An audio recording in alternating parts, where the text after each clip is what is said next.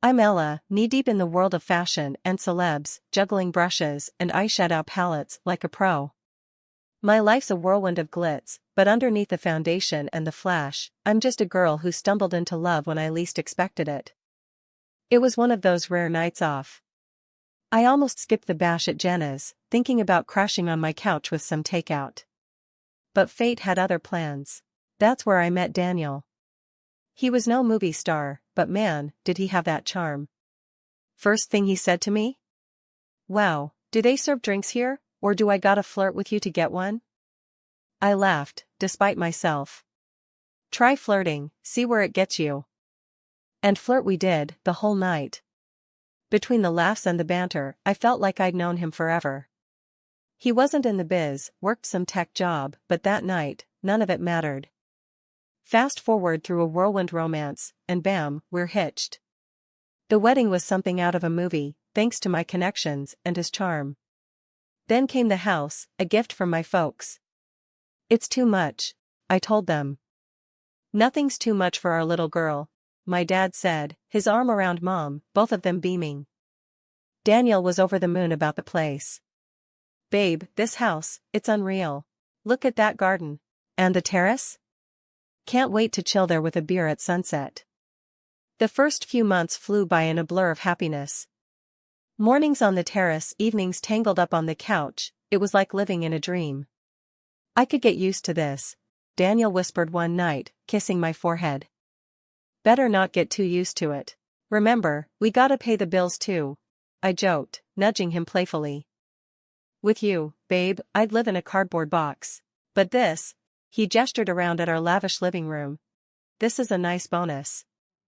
Our conversations were simple, filled with plans for the weekend, teasing each other, or deciding what masterpiece we'd attempt to cook up for dinner. "You know, I could get used to your terrible cooking," Daniel would say, dodging the dish towel I threw at him. "Terrible? You were begging for seconds last night," I'd retort, trying to keep a straight face. It was real, it was us. No pretense, no filters. Just Ella and Daniel against the world. Or so I thought. Life was rolling smooth until it wasn't. Daniel started missing dinners, his side of the bed cold when I'd crash late at night. "Work's a beast, babe," he'd text, the same excuse on repeat. One evening, I waited up, the clock ticking past midnight. The door creaked open, and there he was, looking like a mess. "Work again?" I asked, my voice sharper than I intended. "Yeah, you know how it is," he mumbled, avoiding my gaze. "No, I don't, Daniel. My friends get off work at decent hours. What's so special about yours?" He shrugged, a tired smile not reaching his eyes. "Just projects, babe. Big ones." I let it slide, not wanting to start a fight. But the seed of doubt? It was planted, watered by whispers and late nights. Then came the bomb. Jenna, always the gossip queen, cornered me at the gym. "Ella, girl, you didn't hear it from me, but Daniel's been cozying up to someone." I laughed it off. "Yeah, right. Daniel? He can't even flirt without tripping over his words." "Suit yourself. Just saying, eyes open." The words gnawed at me, festering into a confrontation one night. "So, who's she?" I spat, my patience worn thin. Daniel looked like I'd slapped him. "Who's who? What the hell, Ella? Don't play dumb. You're screwing around, aren't you?" His face turned red, anger and something else, guilt, flashing in his eyes. "I'm busting my ass at work for us, and this is what I get. Accusations? We both know you're lying. Just admit it." He slammed his fist on the table, making me jump. "Fine. You want the truth? I've been working late. No affair, no mystery woman. Just work." I wanted to believe him, God, I did. But the lies were there, hidden behind late returns and missed calls. We yelled, threw accusations like grenades, our love caught in the crossfire. "Maybe we rushed into this," I shouted, tears blurring my vision. "Maybe we did," he shot back, his voice cold. Silence hung between us, heavy and suffocating. Thoughts of divorce danced in my head, a bitter end to a sweet start. But love, it's a stubborn thing. We sought help, clutching at straws, desperate to save what was left. A family psychologist, Dr. Lisa, became our referee, calling out fouls and starting plays. "Why are you two here?" she asked, notepad ready. "We're fighting. A lot," I started, my voice small. Daniel chimed in. "I work late, and she thinks I'm having an affair." Dr. Lisa looked between us. "Is that all?" We nodded, the room heavy with unsaid words. "Okay, let's unpack this. Ella, why do you feel he's cheating?" "Because he's never home. And when he is, it's like he's not really here." "And Daniel, your side?" "I'm trying to provide for us." "But she doesn't see that. She only sees what she wants." The sessions were tough, each word a step through a minefield. But slowly, we started finding our way back to each other, learning to trust, to talk. It wasn't perfect, but it was a start. "Think we can make it?" I asked one night, our hands tentatively linked. Daniel squeezed my hand. "Yeah, babe. We're gonna make it." We were battered, maybe a little broken, but together. And at that moment, it felt like enough. After all the turmoil and heartache, I started believing that maybe, just maybe, a baby could bridge the gap between Daniel and me. It was a desperate thought, but hope has a way of blooming in desperate soil. However, getting pregnant turned out to be a journey of its own. Turns out, I had some issues on my end, a kind of cruel irony, given our situation. It took 6 long, grueling years of trying, hoping, and countless doctor's visits before I finally saw those 2 pink lines. I was over the moon, filled with a happiness so intense it was almost terrifying. This baby, our baby, was a symbol of hope, a testament to perseverance. I couldn't wait to tell Daniel, imagining his joy mirroring mine. But when I shared the news, his reaction was like a splash of cold water on my face. "Oh, that's great," he said, his voice flat, his smile forced.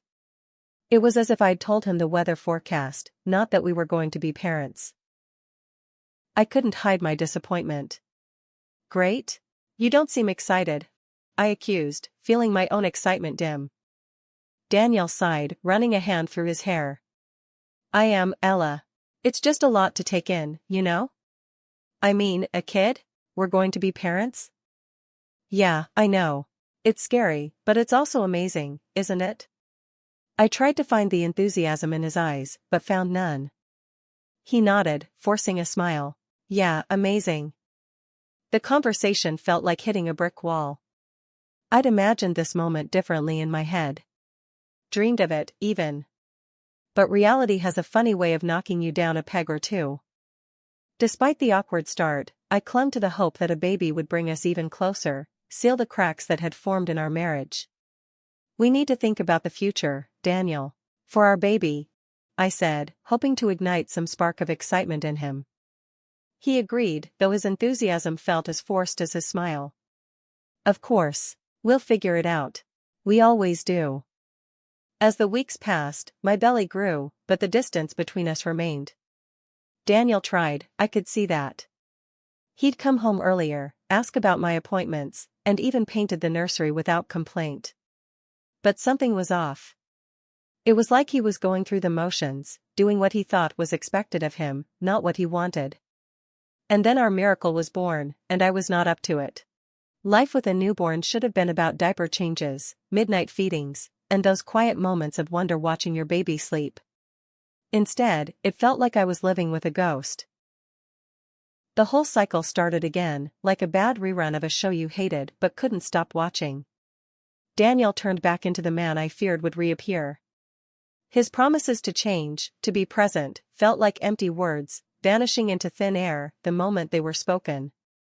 Late nights at work became his new norm, each excuse more elaborate than the last. First once a week, then almost every day. "Work's crazy, babe. You know how it is," he'd say, his voice a rehearsed tape I'd played too many times in my head. One night, as I rocked our son to sleep, I heard the front door creak open. It was late, way past when normal people finish work. I waited for Daniel to come upstairs, to sneak a peek at his sleeping son or even attempt a whispered apology for missing yet another bedtime. But there was nothing. Just the soft snuffle of our baby and the distant sound of the TV flicking on downstairs. I couldn't stand it. Wrapping our son a little tighter in his blanket, I made my way downstairs, ready for a confrontation. I found Daniel sprawled on the couch, eyes glued to some late-night show. "Really, Daniel? Another late night? This is becoming a habit," I said, trying to keep my voice steady, not wanting to wake the baby. He glanced at me, irritation flickering across his face. "What do you want me to say, Ella? That I'm out partying? I'm working, for God's sake." "Working? Or avoiding us?" The words spilled out, bitter and sharp. Daniel stood up, his expression hard. "You think I don't want to be here? With my son?" There was a challenge in his voice, but it didn't reach his eyes. "I don't know what to think anymore, Daniel. You're never here. And when you are, you're not really with us." My voice broke, a mix of anger and desperation. He sighed, running a hand through his hair. "I'm trying, Ella. You think I don't know I'm screwing up? But what do you want from me?" "I want you to be a father, to be present. Not just a guest in your own home." I was shouting now, the frustration of the past weeks, months, boiling over. Daniel looked away, the fight going out of him. "I'm sorry. I'll try harder, I promise." Promises. We'd had plenty of those. Yet, as I looked into his face, searching for something, anything, to cling to, I realized I wanted to believe him. For our son, for us, I had to believe him. "Okay," I whispered, more to myself than to him. "But we can't keep going like this. We need to make some changes." 2 more months have passed, and Daniel's work has not gone away. His promises to change, to be present, felt like empty words, vanishing into thin air the moment they were spoken. Late nights at work became his new norm, each excuse more elaborate than the last. One night, I couldn't stand the silence, the doubt eating away at me. I confronted him, my voice laced with a tiredness that went beyond sleepless nights with a newborn. "Are you seeing someone else, Daniel?" His reaction was swift, a mix of anger and indignation that felt too rehearsed. "What? No. How can you even say that? I'm working my ass off for this family." His denial was strong, his gaze steady, but so was the pit in my stomach, growing with every word he said. I wanted to believe him, to wipe the slate clean and start fresh, but history and intuition screamed a warning I couldn't ignore. I nodded, a brittle smile plastered on my face. "Okay, I believe you." The words tasted like ash. I was lying to him, to myself. Pretending to trust when every fiber of my being screamed that I was being played for a fool, again. The day everything came crashing down started like any other, except for a message that popped up on my social media. A message from a woman I didn't know, claiming she was Daniel's lover. My first reaction was disbelief, a cold laugh escaping me as I thought, this has to be some sick joke. But curiosity, that gnawing worm, drove me to her profile, and that's when the floor fell out from under me. Pictures of her and Daniel, looking cozy and way too familiar, smiles that I hadn't seen directed at me in months. And the kids, 3 little faces that bore an unsettling resemblance to the man I called my husband. My heart wasn't just broken, it was obliterated. I didn't confront him over the phone or blast him with angry texts. No, I waited. I waited with a storm brewing inside me, the photos burning a hole through my phone. When he walked through the door that night, the air was thick with my rage, a silent tension that made him pause. "Ella? What's wrong?" Daniel asked, already on edge as he saw the look on my face. Without a word, I slid my phone across the table to him, the photos displayed like evidence at a crime scene. His face went white, his eyes flicking between the screen and me, searching for an explanation where there was none. "Ella, I can explain," he started, the words choking in his throat as he tried to piece together a defense out of lies. "Explain? Explain what, Daniel? How you have another family? How you lied to us every day?" My voice was sharp, a blade honed by betrayal. He attempted to touch the phone, perhaps to delete the evidence or simply out of a reflex to hide his guilt. It's not like that. It's complicated. Complicated? I laughed, a sound devoid of any humor. I think it's pretty simple. You cheated. You lied. You led a double life at the expense of our family. What's complicated about that? Daniel's face was a mask of desperation, the reality of his choices finally hitting him. Ella, please. I made a mistake. I can fix this. Fix this? How, Daniel? By pretending those kids don't exist? By erasing what you did? The absurdity of it all fueled my anger. I don't know. But I want to make things right. His voice was barely a whisper, a plea for a mercy he didn't deserve. Right? There's no right here, Daniel. Only wrong. And you chose that path, not me. My voice was steady now, the decision clear in my heart. He opened his mouth to say something else, maybe another excuse or a promise he couldn't keep, but I was done. I want you out, Daniel. Out of this house. Out of our lives. The resignation in his eyes told me he knew it was over. He packed a bag, his movements slow, like he was still processing the end of everything we had. As he stood at the door, a pathetic figure clutching a duffel bag of lies, he looked back at me. Ella, just go. My interruption was final, the closing of a book I never wanted to read again. And with that, he left, the silence of the house a heavy blanket around me. It was over, the end of a chapter one never saw coming. But in that moment, I knew it was just the beginning of something else for me. A few days later, there was a pounding at the door, so fierce it made me jump. I barely had time to react before she barged in, the woman from the photos, with Daniel cowering behind her like a child caught stealing candy. She wasted no time, strutting through my home like she owned the place, eyeing every room with a calculating gaze. Daniel wouldn't meet my eye, his shame a tangible thing that filled the room even more than his mistress's arrogance. Finally, she turned to me, her eyes cold. You need to leave. Take your kid and go. A tiny apartment should be enough for the two of you. I stared at her, disbelief and anger warring inside me. Excuse me? She crossed her arms, smirking. You heard me. I have 3 kids with him. We need this house more than you do. I glanced at Daniel, expecting him to say something, anything. But he remained silent, a spectator in his own life's destruction. And you'll be leaving by next week, she added, as if announcing a change in the weather, not uprooting my entire life. As they left, Daniel not daring to say a word, the absurdity and audacity of the situation sank in. The woman who helped break my marriage now wanted to take my home, too. It was surreal, like a bad dream I couldn't wake up from. A week had dragged by, and as promised, the doorbell rang with an urgency that only someone deluded enough to think they owned the place would have. Opening the door, I found them, the unlikely duo, Daniel's mistress, oozing false confidence, and Daniel, looking like a man who'd lost at his own game. You're still here? The mistress spat out, her eyes darting around, taking in the unchanged scene within. Why wouldn't I be? It's my house. I shot back, leaning against the doorway, finding strength in my stance. Her eyes flickered to Daniel, seeking some kind of affirmation. He, with a shrug that carried the weight of his lies, managed to mumble. We bought this house together after the wedding. It's as much mine as it is yours. I couldn't help but laugh. It was either that or scream. Bought? My parents gifted this house to me. Your name's nowhere on it. It's mine, always has been. The shock on his face was almost comical. The mistress, too, looked as if I'd slapped her with the truth.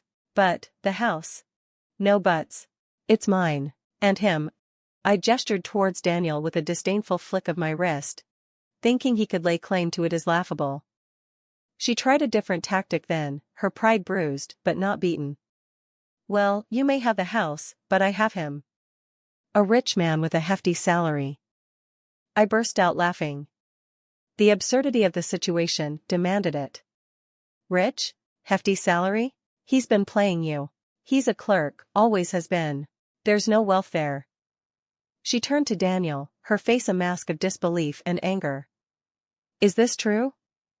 Daniel, the color draining from his face, nodded, his earlier bravado evaporating into thin air. I might have exaggerated a bit about my job. A bit? The fury in her voice was a clear warning signal. She turned her wrath towards me, as if I were the one who'd lied to her. Without another word, she stormed off, Daniel trailing behind her like a lost puppy, his shoulders slumped in defeat.